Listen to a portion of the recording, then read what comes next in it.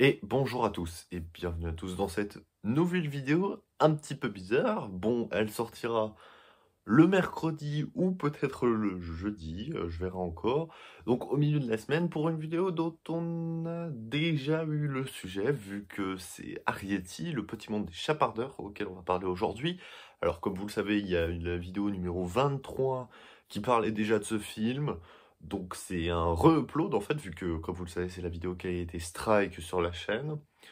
Donc, je refais la vidéo. Alors, cette fois-ci, du coup, il n'y aura pas d'extra vidéo. Forcément, on va pas refaire exactement la même chose, hein. Donc, on va y aller sans extra vidéo. Et comme je l'ai annoncé, on va essayer de se calmer un peu.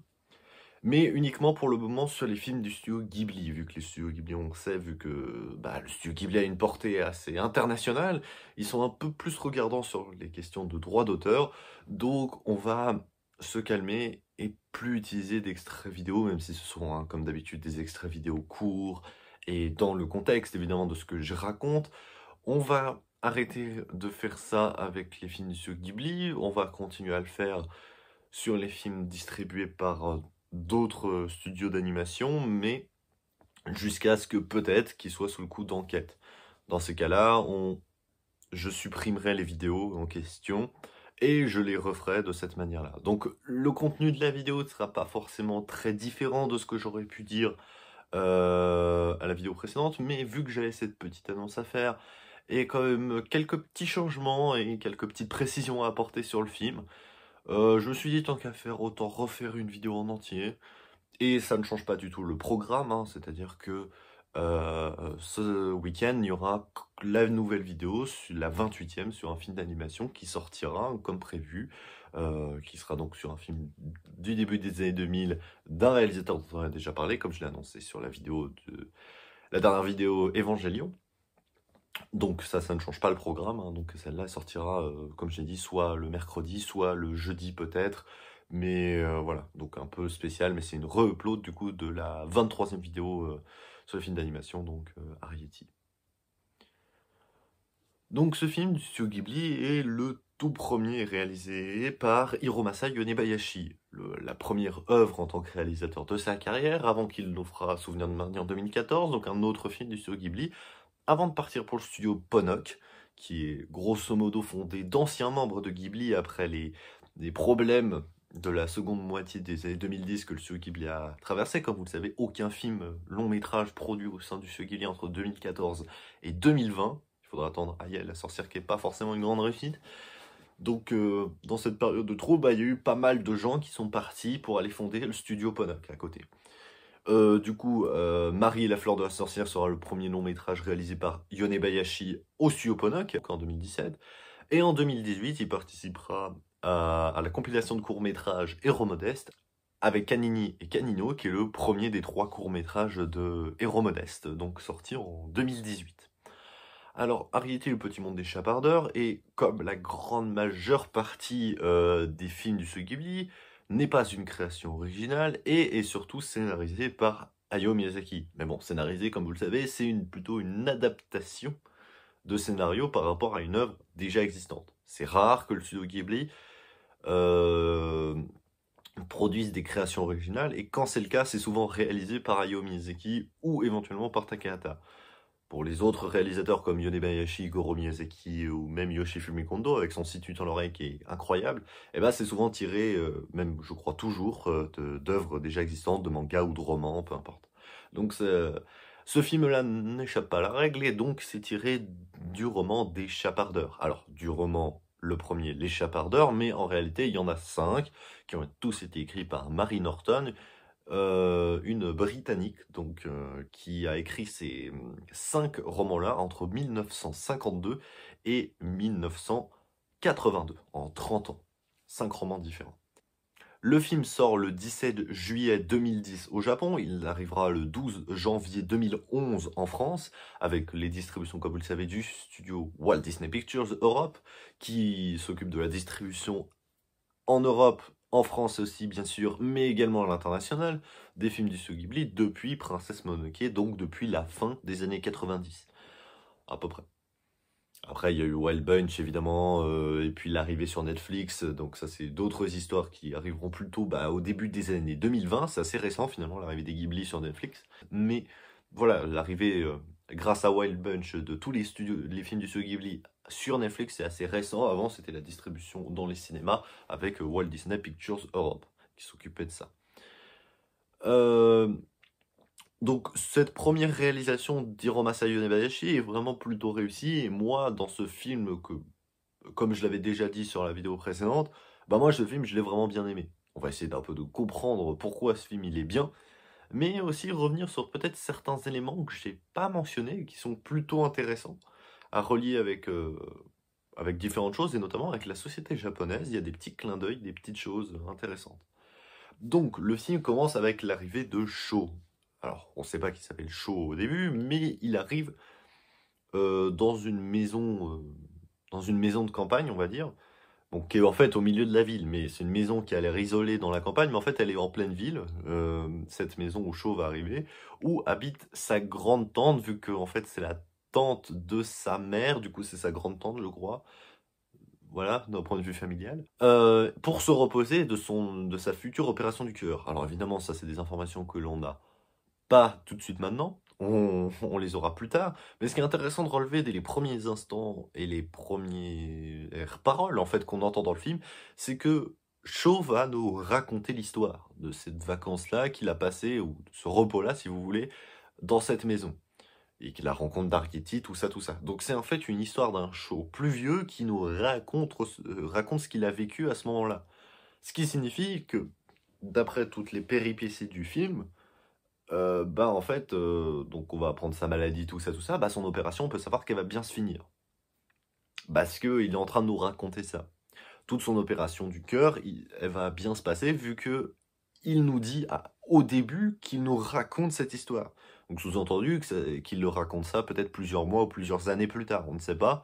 Donc ça veut dire qu'il a survécu à son opération. Pour dire, il y a personne qui meurt dans le récit, quoi, soyez tranquille. Peut-être que c'est un peu dommage ça nous aurait permis, s'il n'y avait pas ce début, de nous dire, on ne sait pas qu'est-ce qui va se passer pour Shaw, ni pour Arrietty. D'ailleurs, on a quand même ce mystère, hein, malgré ce début, que est-ce que Arrietty et Shaw vont se retrouver un jour ou pas? On n'en a aucune idée, on ne sait pas. Peut-être, on l'espère. Mais on avait peut-être aussi l'incertitude que est-ce que Shaw va s'en sortir de cette maladie du cœur? Mais avec ce début, on peut dire que la réponse est oui.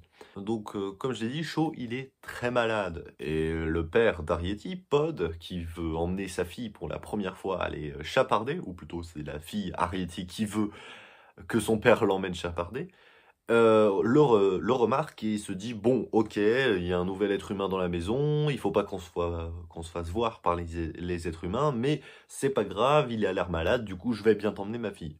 Ce qui va peut-être pas plaire tout de suite à la maman, qui est très très très flippée de tout ce que sa fille va faire, et de la voir en fait partir à l'aventure, même si c'est avec son père, etc. Enfin, du coup, le mari de la mère d'Arrietty, logique. Le truc qui est intéressant avec ce passage où Arrietty est avec son père pour aller chercher le morceau de sucre, puis les mouchoirs. Bon, outre le fait que ça se termine mal, qu'il y a la perte du morceau de sucre, que son père, dans un premier temps, ment à sa femme pour protéger sa fille, pour pas que la mère s'inquiète qu'un humain ait vu sa fille. Le point qui est intéressant, c'est ce côté d'admiration qu'Arrietty a envers son père. On voit dans son regard et sa façon de se comporter, sa fierté, et qu'elle a d'être avec son papa, et l'admiration qu'elle a envers lui. Notamment quand il va descendre de l'armoire avec le fameux crochet, et que sa fille fait « Ouais, il est trop fort mon papa ». Des trucs classiques. Ensuite, la fille, elle est contente d'avoir ramassé un objet, la petite aiguille. Arrietty est contente de la voir et va la montrer avec son père. Son père la félicite et ça, c'est plutôt stylé. Montre une bonne pédagogie et un père assez qui est très impliqué en fait à l'éducation de sa fille, parce que c'est une façon de l'exposer au monde extérieur, et on comprend vite que les chapardeurs, en fait, ils sont obligés de faire ça pour survivre, donc à un moment, Arrietty, elle devra peut-être le faire aussi elle-même. Donc, son père la prépare en fait à ça, simplement. Le point qui est aussi intéressant, c'est que le père, il est pas tout gentil, tout mignon, en mode «Ouais, t'es trop bien ma fille, trop génial». Non, il dit aussi quand ça va pas. Genre par exemple quand Arrietty va dire «Ah moi j'ai pas peur des rats, je peux combattre avec ma nouvelle arme, ma nouvelle aiguille». Et le père dit «Il est préférable de ne pas prendre de tels risques». Ce qui montre que réellement le père prend soin de sa fille et lui montre les bonnes choses, l'encourage à faire des bonnes choses et même si c'est des petites choses simples comme ramasser une aiguille, et ben c'est elle il l'encourage à ça. Mais par contre, quand elle fait des choses un peu débiles, ce qui lui arrive plusieurs fois, ou dit des choses qui sont peut-être pas très sensées, et ben le père est toujours là pour surveiller ce qu'elle fait ou ce qu'elle peut dire. Et ça, c'est plutôt une bonne chose. Ça montre vraiment un père qui est impliqué et qui est là pour sa fille. Et vous allez me dire, ouais, bon, c'est pas très grave, c'est pas trop c'est un peu anecdotique, c'est waouh, il y a rien de révolutionnaire là-dedans. Sauf que regardez les films du Studio Ghibli, les papas dans le monde d'Hayao Miyazaki et plus généralement du Studio Ghibli, bah ils sont pas trop présents. La seule exception de figure paternelle qui est vraiment très présente, c'est évidemment Mon voisin Totoro. Bien sûr, avec une grosse présence quand même du père. Alors, après, il y a des films où il y a le père qui est présent, comme Le Voyage de Chihiro par exemple, mais bon, les deux parents ne tiennent pas un rôle fondamentalement très important non plus dans le récit, à part au début et éventuellement à la fin. La grande majeure partie du récit du Voyage de Chihiro se focalise sans eux. Même si ça reste le point de base de la volonté de Chihiro de ramener ses parents, de les refaire transformer en êtres humains, ça reste l'un des points principaux du but principal en fait de Chihiro. Le père ne prend pas une place très importante dans le récit finalement. On est plus concentré sur Chihiro et ce qu'elle fait. Euh, donc vous voyez que dans ce récit d'Arietti, on est quand même sur un truc assez rare. Ce qui est déjà que les parents ne soient pas morts. C'est assez fréquent quand même dans les films du Ghibli où le héros, ou les héros même, sont orphelins. Bon, là c'est pas le cas pour le coup. Ou même si on ne sait pas s'ils sont orphelins, et bah on ne voit jamais ses parents. Par exemple, dans Princesse Mononoke, Ashitaka, on voit jamais ses parents. Mais est-ce qu'ils sont morts ou quoi que ce soit? On n'en a aucune idée. Peut-être qu'ils sont tout à fait vivants. On ne sait pas. Parce qu'en fait, on s'en fiche et que le récit du film, de ce film-là, et puis de plein d'autres aussi, on passe outre ça. En fait, on s'en fiche. C'est un détail. Bon. Là, le film d'Arietti a fait le choix de non et d'apporter une certaine forme de, de, de protection maternelle et aussi de bienveillance paternelle pour contraster en fait avec le personnage de Shaw qui est un peu délaissé par sa famille.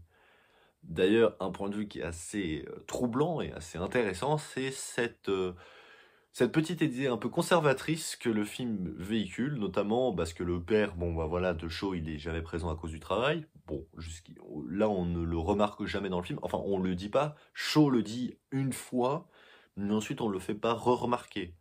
Alors que Shaw, il va aussi dire que sa mère, elle est pas trop là à cause du boulot. Bon, jusqu'ici tout va bien. Mais ensuite, ça va être redit dans une séquence avec Haru et la tante. Comme quoi, ce serait pas normal que la mère, elle soit pas présente. Alors, euh, alors ça fait un peu écho en fait au monde idéal japonais avec la femme qui est plus proche de ses enfants et le père au boulot. Comme quoi, si le père est distant de son fils même dans ces moments compliqués, ça n'a pas l'air si dérangeant que ça. Par contre, la mère, c'est plus grave. Alors, on peut critiquer comme on veut, mais ça répond à un modèle idéal japonais, selon la vision japonaise, qui est partagée de ce que j'ai vu par les hommes évidemment, mais aussi une grande partie des femmes, excepté les femmes qui sont citadines et surtout les Tokyoïtes, parce que Tokyo est la ville forcément du pays la plus exposée à l'influence internationale, alors que dans les campagnes ou peut-être même dans les villes, autres villes peut-être un peu plus petites que Tokyo, euh, il n'y a pas une aussi grande influence, enfin on n'a pas d'envie de s'extirper en fait de ce modèle-là. Pas vraiment, c'est pas vraiment observable. Je vous laisserai faire des recherches là-dessus, c'est assez intéressant de montrer en fait à quel point il y a pas mal de femmes japonaises, et je pense que la majeure partie d'entre elles, sauf évidemment si on regarde du côté de Tokyo, mais si on regarde sur l'ensemble du pays, on n'a pas l'impression qu'en fait la majeure partie des femmes veulent s'extirper pardon, de ce modèle-là. Ça peut nous paraître troublant et très bizarre de notre point de vue, mais bon, bah, il faut faire avec. Donc ça, ce petit discours, etc., fait un peu écho à ça. Bon, Après, on n'est pas obligé de l'appuyer comme élément grave ou sexiste ou quoi que ce soit. Non, non, non, c'est vraiment, ce serait une erreur de considérer cela comme ça. Pendant tout le film aussi, on va aussi beaucoup travailler dans la relation entre Arrietty et Shaw. Bon, comme je l'ai dit, il y a cette distance avec les parents, mais et il y a aussi cette découverte, cette envie qu'Arrietty a également de réparer à la base juste son erreur en ramenant le morceau de sucre à Shaw, mais d'un autre côté, elle a une espèce de curiosité de découvrir ce que c'est l'être humain et découvrir l'autre. En témoigne le passage juste après, où quand elle s'est enfuie de la main de Shaw après qu'il l'ait ramassée dans une feuille de lierre, elle retombe sur son papa qui lui redit ne fréquente pas les humains, etc. Et Arrietty a l'air triste et un peu abattue par cette décision parce qu'elle a envie de découvrir. Elle a envie de découvrir Shaw et en fait les humains, parce qu'elle se dit que finalement, tout ce qu'on lui a dit et qu'ils étaient dangereux, etc., elle commence à douter là-dessus. Petit voyage initiatique encore, à la Ghibli habituelle. Forcément, ce morceau de sucre et tout ça, ça crée une panique et une envie de s'en aller de la famille. Ça va pas tout de suite se confirmer, mais ça se fera plus tard. Ah, et finalement, à la fin du film, bah, ils vont quand même s'en aller pour déménager ailleurs. Un peu plus tard, on va avoir du coup Pod, le père d'Arrietty, qui va être ramené blessé par Spiller. Et on voit ce côté un peu aborigène, un peu de Spiller, un peu étranger, sauvage même, je dirais, et de cette découverte du citadin qui habite en fait dans la maison et qui utilise les autres êtres humains, les êtres humains, alors que l'aborigène, le sauvage, serait plus en chassant avec son arc. Un peu cliché ce que je suis en train de dire, mais bon, cette image de Spiller me fait penser à ça. Est-ce que c'est volontaire ou est-ce que c'est pas vraiment voulu et c'était pas le but du message? Je sais pas, mais moi je le comprends ça. Alors j'ai peut-être l'esprit mal placé, peut-être. Mais pour moi c'est comme ça que j'ai compris. Quelques instants plus tard, on a donc Shaw qui va déplacer la cuisine de la maison de poupée dans la maison d'Arrietty et de sa famille, ce qui va poser pas mal de problèmes, et que là, c'est définitif, on va se barrer de la maison parce qu'on est découvert, du côté de la famille d'Arrietty. Arrietty va se rendre compte de la bêtise de Shaw et va aller lui parler. C'est là qu'on va voir le fameux discours qui fait très darwiniste de l'évolution, que les chapardeurs sont voués à disparaître, que les humains sont forcément très responsables de la disparition de beaucoup d'espèces, c'est ce que Arrietty suggère, changement climatique, et que il y a un peu cette comparaison en fait de la taille de la population où les chapardeurs en fait on ne sait pas combien ils sont et il y a toujours ce mystère en fait si c'est une petite qu'il y a dans chaque maison un petit chapardeur qui vit au moins ou pas, on n'en a aucune idée, mais Shaw met ça en parallèle avec les 6,7 milliards d'êtres humains qu'il y a sur Terre, évidemment en 2010, aujourd'hui on est plus de 8 milliards, peut-être 8 milliards 100 millions maintenant, je ne sais pas, il faudrait regarder les chiffres. Bon ça c'était il y a 14 ans, donc forcément ça a un petit peu monté depuis. Ouais, vous voyez, on a atteint le 7e milliard je crois en 2012, hein, donc ça monte quand même assez vite. Mais ce côté de l'évolution qui fait un discours très darwiniste de la supériorisation des races, en fait, il y en a qui sont là pour tuer et d'autres qui ne pourront pas survivre. Bon, bah c'est la loi de la nature, c'est les lois de l'évolution, comme j'ai dit. Bon. Et du coup, pendant qu'ils discutent, bah, la maman d'Arity va se faire kidnapper par Haru, qui va appeler l'équipe de dératisation pour nettoyer toute cette maison des fameux chapardeurs. Mais grâce à Shaw, Arrietty va pouvoir libérer sa maman, et avec l'aide de la grande taille de Shaw et de la rapidité de déplacement d'Arrietty, on va pouvoir sauver la maman d'Arrietty, et Haru va passer pour une énorme folle dingue à la fin du film. Mais ce qui n'empêche que du coup la famille d'Arrietty va devoir pardon, partir quand même, ça ne change rien. Et moi ce que j'ai trouvé frappant à la fin, à la fin du sauvetage de la maman d'Arrietty, c'est ce regard que Shaw a quand Haru part pour aller chercher cette équipe de dératisation justement. Shaw va aller dans le placard où il y a justement Arrietty et sa maman qui se sont retrouvés, et Arrietty lui lance un regard à la fois de merci, qui veut dire merci, genre merci de m'avoir aidé, mais qui est triste parce que elle sait que sa maman, bah, elle a paniqué, elle vient de paniquer en voyant Shaw à lui. Et les deux regards des deux, entre Shaw et Arrietty, montrent ce côté du remerciement et de l'entraide qu'ils se sont donnés et de la compréhension que les deux ont eu de l'autre, mais en voyant très bien que la maman d'Arietty, et par extension peut-être absolument tous les autres Shepherders, ne seraient pas dans la capacité d'Arietty de comprendre les humains. Et Shaw le comprend bien, et Arrietty l'a compris aussi, et du coup, c'est ce regard qui se lance entre les deux, il n'y a pas besoin d'avoir plus de mots, en fait, on comprend très bien, avec ce regard qu'Arietty a, rempli de merci et de tristesse. Et ça, je trouve ça magnifique. Juste avant que Arrietty et sa famille s'en vont direction la fameuse théière qui les emmèneront loin. Mais avant de pouvoir partir, grâce à Mia, le chat, Shaw va pouvoir dire un au revoir final à son Arrietty en lui laissant un fameux morceau de sucre en entier, qu'Arietty va évidemment accepter. Pendant ce temps-là, Spiller observe la scène et hésite à aller décocher une flèche sur Shaw, ce qu'il ne fait pas finalement. Arrietty dit au revoir à Mia, Arrietty dit au revoir également à Shaw, et Arrietty souhaite tout le courage du monde pour l'opération du cœur que Shaw va subir après-demain, donc 2 jours après la fin du film, où on ne sait pas s'il va s'en sortir, mais a priori, vu le début du film, la réponse est évidemment que oui. Et du coup, bah, ils se disent un final au revoir, et Arrietty est vraiment très ému en lui remettant cette fameuse pince à cheveux, pour qu'il se souvienne. Et bah, Shaw dit Arrietty, tu sais que tu m'as redonné le courage de vivre. Et ça, c'est ça qui. Ça, c'est. Ah, ça, c'est magnifique. Et c'est tout le message de ce film, de la compréhension de deux espèces qui sont a priori là pour se rejeter et qui ne peuvent pas vivre ensemble.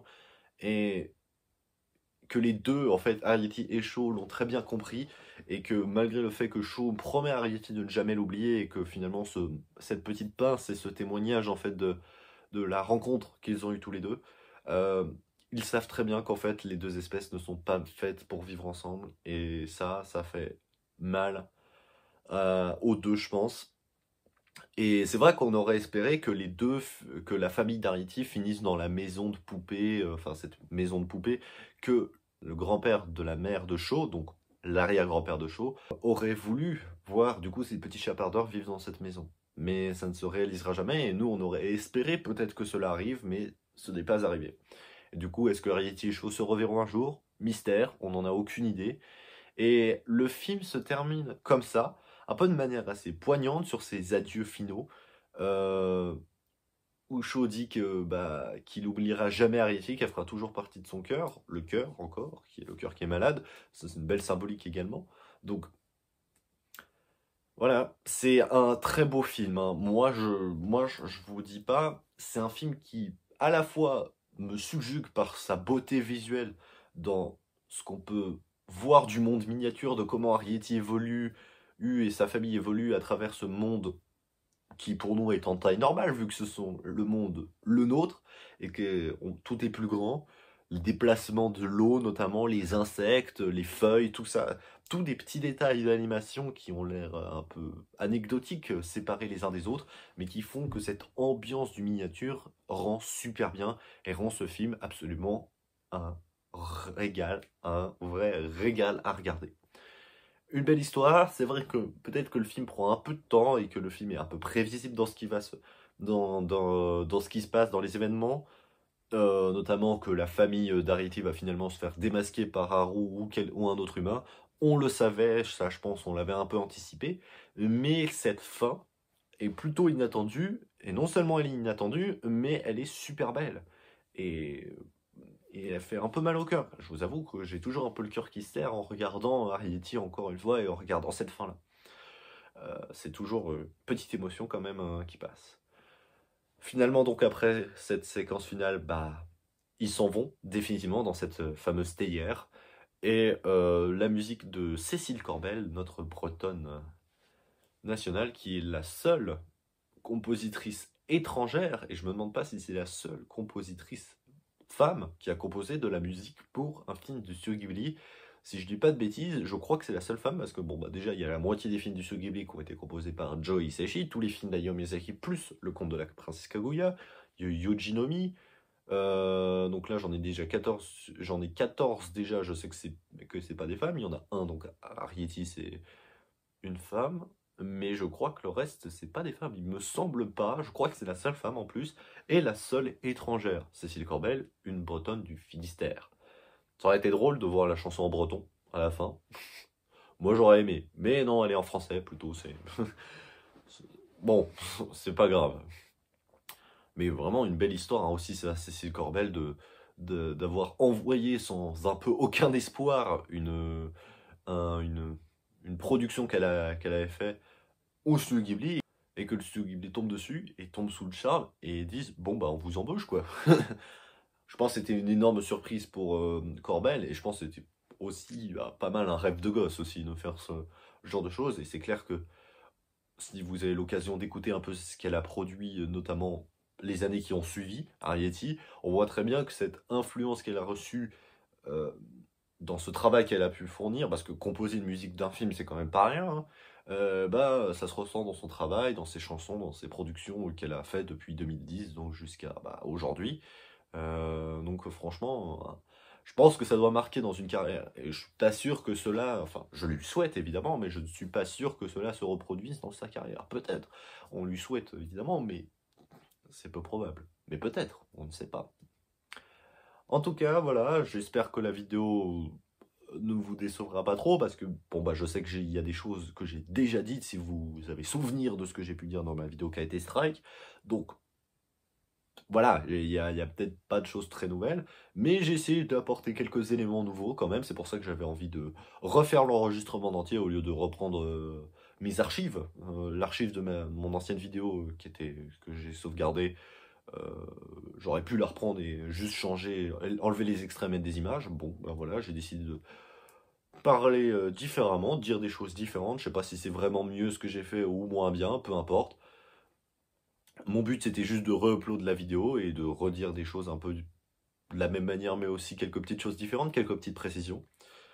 Et du coup, on se retrouve ce week-end pour un nouveau film d'animation. Donc, comme je l'ai déjà teasé, film, donc voilà, début 21e siècle, réalisateur dont j'ai à parler, voilà, ça ne change pas, il n'y a pas de changement de programme. Et évidemment, bah, le week-end, bah, pas celui qui arrive, mais celui d'après, on fera la fameuse vidéo conclusion Évangélion, la dernière vidéo Évangélion de la chaîne, pour préparer dans, du coup, 4 semaines, la première vidéo sur un autre animé qui sera, du coup, Steins Gate comme prévu. Et entre deux, il y aura évidemment un autre film d'animation, mais là c'est pas encore prévu, bien sûr, je ne sais pas encore quel film on fera. Ce sera tiré, évidemment, après la vidéo conclusion Évangélion. Et sur ce, je vous dis, à plus tout le monde.